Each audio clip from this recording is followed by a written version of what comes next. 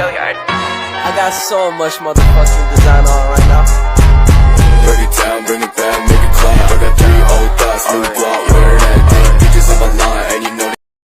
Assalamualaikum warahmatullahi wabarakatuh. Jadi di video kali ini saya akan menjelaskan materi tentang sejarah perkembangan hukum Islam di Indonesia pada masa pra dan pasca kemerdekaan. Jadi langsung saja, yang pertama itu hukum Islam pada masa penjajahan Belanda. Jika bakal penjajahan Belanda terhadap kawasan Nusantara dimulai dengan kehadiran organisasi perdagangan Belanda di Hindia Timur, atau yang lebih dikenal dengan VOC. Sebagai sebuah organisasi dagang, VOC dapat dikatakan memiliki peran yang melebihi fungsinya. Karena itu, di samping menjalankan fungsi perdagangan, VOC juga memiliki kerajaan Belanda dalam menjalankan fungsi-fungsi pemerintahan.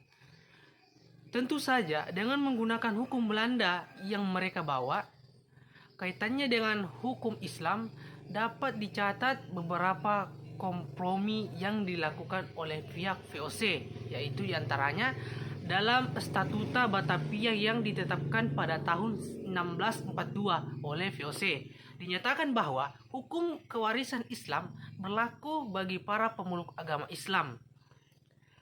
Adanya upaya kompilasi hukum kekeluargaan Islam yang telah berlaku di tengah masyarakat. Upaya ini diselesaikan pada tahun 1760. Kompilasi ini kemudian dikenal dengan Compendium Feijer.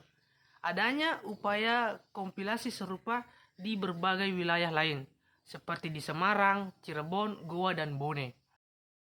Yang kedua itu adalah hukum Islam pada masa pendudukan Jepang. Setelah Jenderal Terporten menyatakan penyerahan tentang syarat kepada Panglima Militer Jepang untuk kawasan selatan pada tanggal 8 Maret 1942, segera pemerintah Jepang mengeluarkan berbagai peraturan. Salah satunya diantaranya adalah Undang-Undang Nomor 1 Tahun 1942 yang menegaskan bahwa pemerintahan Jepang meneruskan segala kekuasaan yang sebelumnya dipegang oleh Gubernur Jenderal Hindia Belanda.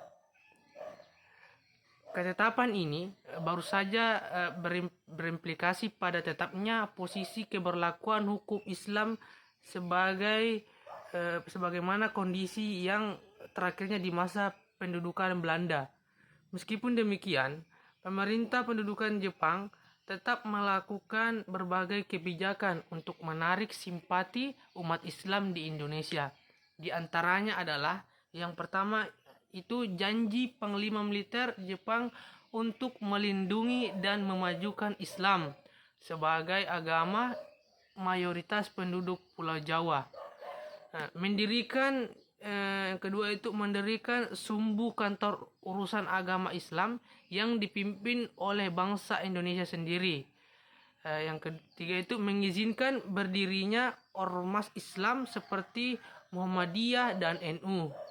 Yang keempat itu menyetujui berdirinya Majelis Syura Muslimin Indonesia atau disebut dengan Masyumi pada bulan Oktober 1943. Yang kelima itu menyetujui berdirinya Hizbullah sebagai pasukan cadangan yang mendampingi berdirinya PETA. Yang keenam itu berupaya memenuhi desakan para tokoh Islam untuk memegang balik kewenangan pengadilan agama dengan meminta seorang ahli hukum adat seperti Supomo pada bulan Januari 1944 untuk menyampaikan laporan tentang hal itu. Namun upaya ini kemudian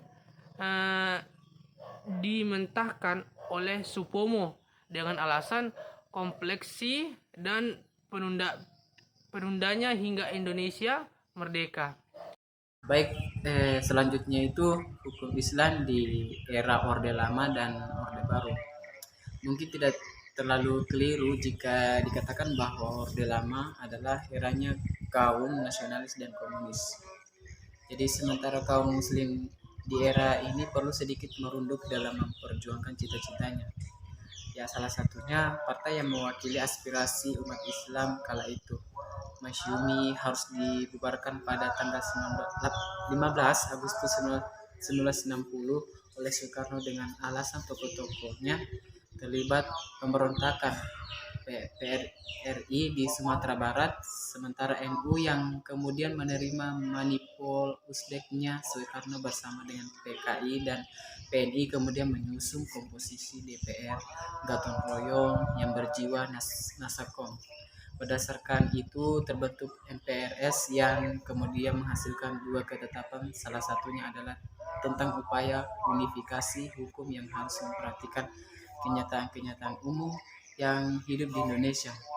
Jadi meskipun hukum Islam adalah salah satu kenyataan umum yang selama ini hidup di Indonesia, dan atas dasar itu TAP MPRS tersebut membuka peluang untuk memposisikan hukum Islam sebagai mestinya, namun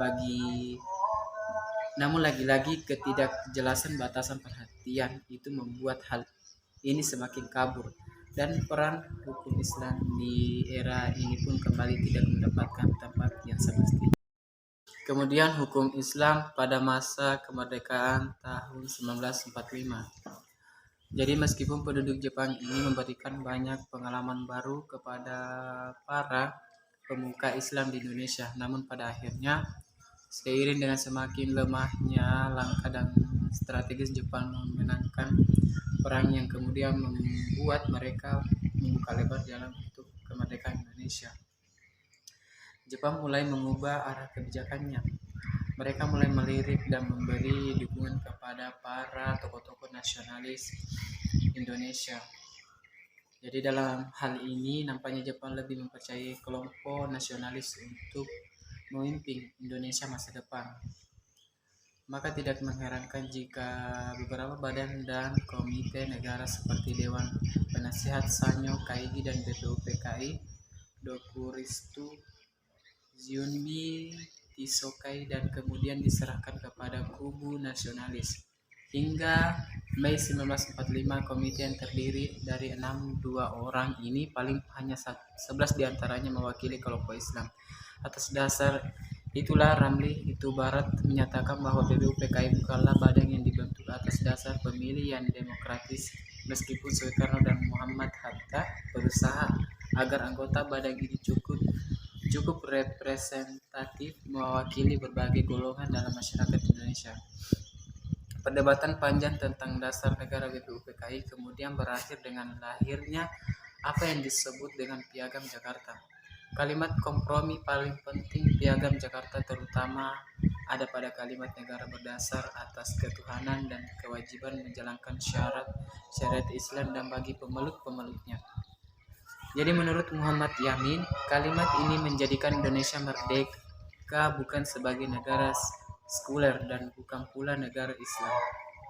Dengan rumusan semacam ini sesungguhnya lahir sebuah implikasi yang mengharuskan adanya pembentukan undang-undang untuk melaksanakan syariat Islam bagi para pemeluknya. Tetapi rumusan kompromis Piagam Jakarta itu hanya gagal ditetapkan saat akan disahkan pada tanggal 18 Agustus 1945 oleh PPKI. Ada banyak kabut berkenaan dengan penyebab hal itu, tapi semua versi mengarah kepada Muhammad Hatta. Ia menyampaikan keberatan golongan Kristen di Indonesia Timur. High fucking